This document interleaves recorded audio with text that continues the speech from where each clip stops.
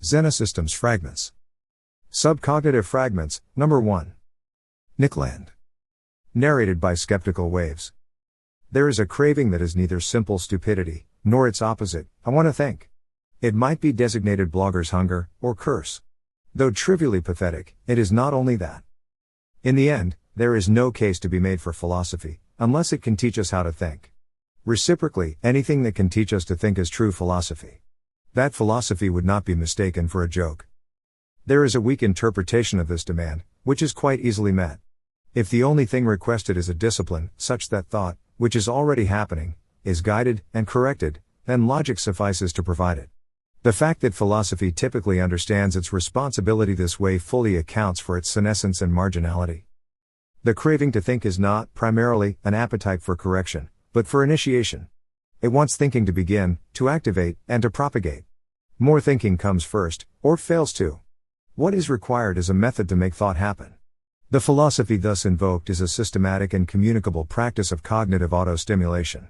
I do not believe this philosophy yet exists. There are candidates for paraphilosophy, which is to say, for things that makes thought happen. From the perspective of doctrinaire neo-reaction, one might begin with the fatal trichotomy, religion, heredity, and catallaxy. Ritual traditions, eugenic programs, or market incentives can be proposed as social solutions to cognitive lethargy, but none promise a tight loop catalysis.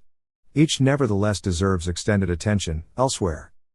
Any paraphilosophy is a cognitive loose loop, and there are a great number of these. They range from scholastic and physical training regimes, through psychochemical modification, to cognitive science and artificial intelligence research. We know that geohistorically, thought has been made to happen. What we do not, yet, know is how to make more of it, or how to address the urgent craving, I want to think. Thinking is so rare and difficult that it is always tempting to be diverted into the question, what is messing with our brains? There is no reason to think such an inquiry is doomed to fruitlessness, but if it eventually offers solutions, rather than excuses, they are almost certain to be long-loop remedies. Philosophy as cognitive method is an instruction manual for using the brain. There are many disciplines that can help to explain exactly why we do not already have one, since this is a fact that is roughly coincident with sophisticated naturalism in general. Biology has ensured that the privileged user of our brains is not us. The possession of such a mind manual would define a self-improving AI. As technology threatens to bypass us, it would surely be surprising, and even despicable, if people didn't increasingly plot to take over their own thought processes, and run them. That is the future of philosophy. A private motive for acceleration is that right now, urgently, I want to know how to be able to make myself think.